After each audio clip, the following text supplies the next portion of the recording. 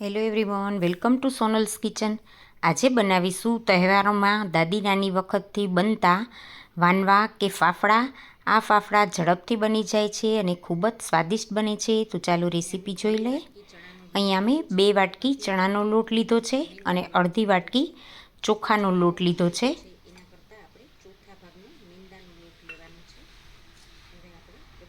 હવે ચોખાનો ને મેંદાનો લોટ લીધો છે. હવે બધા જ લોટને ચાળી લેશું. ત્રણેય લોટ ચાળી અને આપણે એકદમ સરસ સ્મૂથ થઈ જાય એના માટે લોટ ચાળવો જરૂરી છે. નહીંતર એમાં જે ગઠ્ઠા હોય તો લોટ સરસ બંધાતો નથી. આ રીતે હાથેથી પ્રેસ કરી અને જે ગઠ્ઠા હોય એને પણ લોટને ચાળી લેશું. આ રીતે લોટ ચડાઈ ગયો છે. હવે લોટમાં આપણે 2 ચમચી તેલનું મોણ નાખી દઈશું. આમાં તેલનું મોણ વધારે નાખવાની જરૂર નથી, 2 જ ચમચી નાખવાનું છે.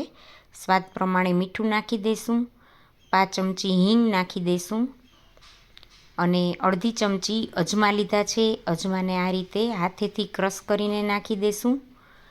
અજમા અને હિંગ નાખીએ એટલે ચણાના લોટના વાનવા છે એ પાચન શક્તિ માટે પણ સારું. અજમા ને હિંગ. હવે થોડો અડધી ચમચી જેટલો મરી પાવડર નાખી દઈશું, એનાથી ટેસ્ટ સરસ આવશે. 5 ચમચી જેટલી હળદર નાખશું. હળદર નાખવાથી વાનવાનો કલર સરસ આવશે. હવે બધું જ પહેલાં હાથેથી સરસ મિક્સ કરી લેશું.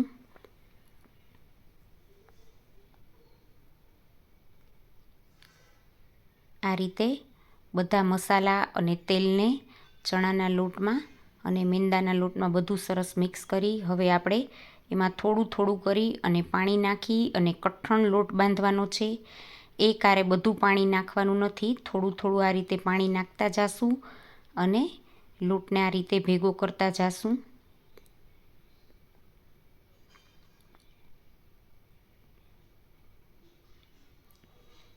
અહીંયા છે વાટકીથી લોટ લીધો છે એ જ વાટકી મેં પાણીની ભરીને લીધી છે. લગભગ અડધી વાટકી જેટલું પાણી જોશે. ઘણી વખત લોટ ઉપર આધાર રાખે કે ભાઈ લોટ બહારનો હોય. મેં આ ઘરે દાળ દળાવેલો લોટ છે. આપણે જે ચણાની દાળ હોય એને ઘંટીમાં ઘરે દળેલો લોટ છે, એટલે એમાં પાણીનું પ્રમાણ થોડું ઓછું જોઈએ. તૈયાર લોટ હોય એમાં પાણી થોડું વધારે જોઈએ. આ રીતે થોડું થોડું જ પાણી 1-2 ચમચી જેટલું નાખતા જઈ અને બરાબર આ રીતે પ્રેસ કરી ભાર દઈ અને એકદમ સરસ કઠણ લોટ બાંધી લેશું. ચણાનો લોટ ચીકણો હોય એટલે હાથમાં ચોંટતો જાય, એટલે આ રીતે આમ સરસ રીતે આપણે લોટને બાંધી લેવાનો છે. લોટ સરસ બંધાઈ ગયો છે.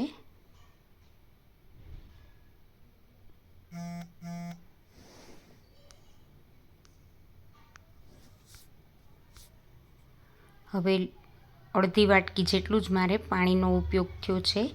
હવે લોટને ઢાંકી અને 10થી 15 મિનિટ રેસ્ટ આપી દીધો હતો. હવે આ રીતે એક દસ્તો લઈ અને એમાં તેલ લગાડી દઈશું અને લોટ છે એમાં પણ આવી રીતે આપણે આછું આછું તેલ લગાડશું. બહુ વધારે તેલ નથી નાખવાનું. અને દસ્તાથી આ લોટને આ રીતે ખાંડી અને કૂણવી લેશું. આ પ્રોસેસ કરવી વાનવા માટે ખૂબ જ જરૂરી છે. આમ કરશું તો વાનવા એકદમ સરસ ખાવામાં સોફ્ટ અને આમ તળશું તો ક્રિસ્પી થશે. આ રીતે જ આપણે દસ્તાથી ખાંડી અને લોટને 2થી 3 મિનિટ માટે આ રીતે ખાંડતા રહેશું અને સરસ સ્મૂધ લોટ કરી લેશું. આ રીતે આપણે લોટને પાછો આ રીતે ભેગો કરી ફરી પાછું આ રીતે દસ્તાથી ખાંડતું જવાનું છે. જો લોટ ચોટે તો પાછું દસ્તામાં થોડું તેલ લગાડવાનું.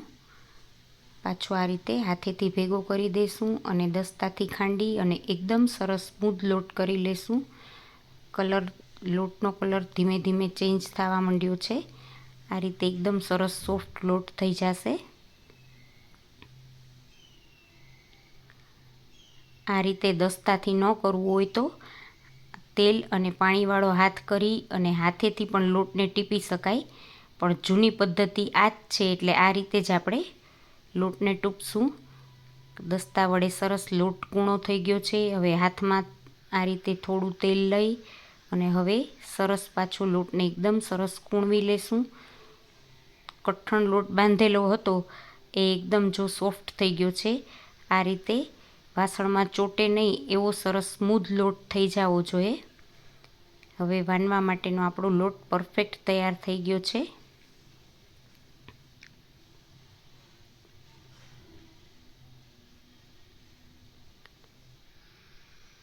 હવે પાટલા ઉપર થોડો લોટ લઈ અને આપણે આ લોટનો રોલ બનાવી લેશું. આ રીતે 2 હાથેથી પ્રેસ કરી અને ગોળ ગોળ ફેરવી અને રોલ બનાવી લેશું.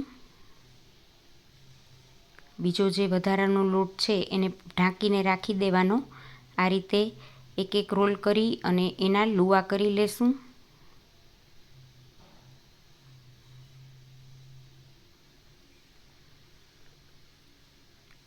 આ રીતનો લાંબો રોલ કરી અને હવે ચાકુ લઈ અને આપણે પૂરીનું જેટલું ગોયણું લઈએ એ પ્રમાણેનું પૂરીના લુવા જેવો લુવો આપણે કરી લેશું.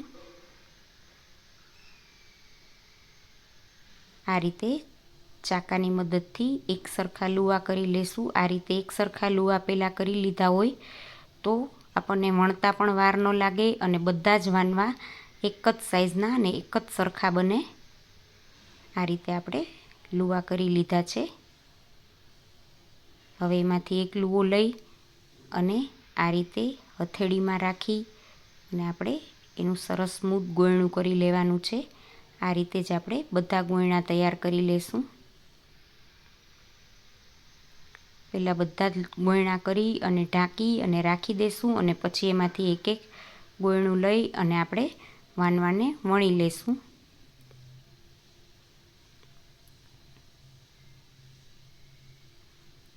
અહીંયા મેં મેંદાનો લોટ લીધો છે આટામણ માટે. મેંદાના લોટમાં ગોયણાને બોળી અને આપણે વણી લેશું. જરૂર પડે તો ફરી એક વખત મેંદાના લોટમાં બોળી અને પાતળી પૂરી જેવું, પૂરીથી થોડું મોટું અને રોટલીથી થોડો નાનો એવો આપણે ફાફડો પહેલાં વણી લેશું. આ રીતે ગોળ ગોળ ફેરવતા જઈ અને સાવ પાતળો ફાફડાને આપણે વણી લેવાનો છે. રોટલી કરતાં પણ પાતળો વણવાનો છે. જેટલા પાતળા ફાફડા હશે એટલા સરસ ફોરા ફાફડા બનશે. વધારાનો જે લોટ હોય એને આ રીતે હાથેથી ખંખેરી નાખશું. અહીંયા મેં તેલ ગરમ મૂકી દીધું હતું. એમાં આપણે જે વણીને તૈયાર કરેલા ફાફડા છે એને આ રીતે તળી લેશું. આ રીતે જારો લઈ અને થોડું પ્રેસ કરશું. ફાફડાને તળાતા જરાય વાર નથી લાગતી. પહેલાં થોડા વણી લેવાના, પછી વણતા જવાનું અને તળતા જવાનું. સૂકવવાની કે કોરા કરવાની કાંઈ જ જરૂર નથી. તરત જ તળી લેશું તો પણ સરસ ફાફડા બનશે. આ રીતે 1 કે 2 વખત ફેરવવાનું અને થોડો બ્રાઉન થાય એટલે આપણે ચીપિયાથી આ ફાફડાને કાઢી લેશું. આપણો ફાફડો સરસ જો તળાઈ ગયો છે. આ રીતે જ આપણે બધા જ ફાફડા તળી લેશું. આ રીતે જારાથી પ્રેસ કરવાથી બધી જ સાઈડ સરખો તળાશે અને એકેય બાજુથી જરાય કાચો કે પાકો નહીં રહે. એટલે બધી બાજુ સરખો તળાય એના માટે જારાથી થોડું પ્રેસ કરી અને બંને બાજુ ફેરવી અને ચીપિયાથી તેલ નિતારી અને ફાફડાને આપણે કાઢી લેશું.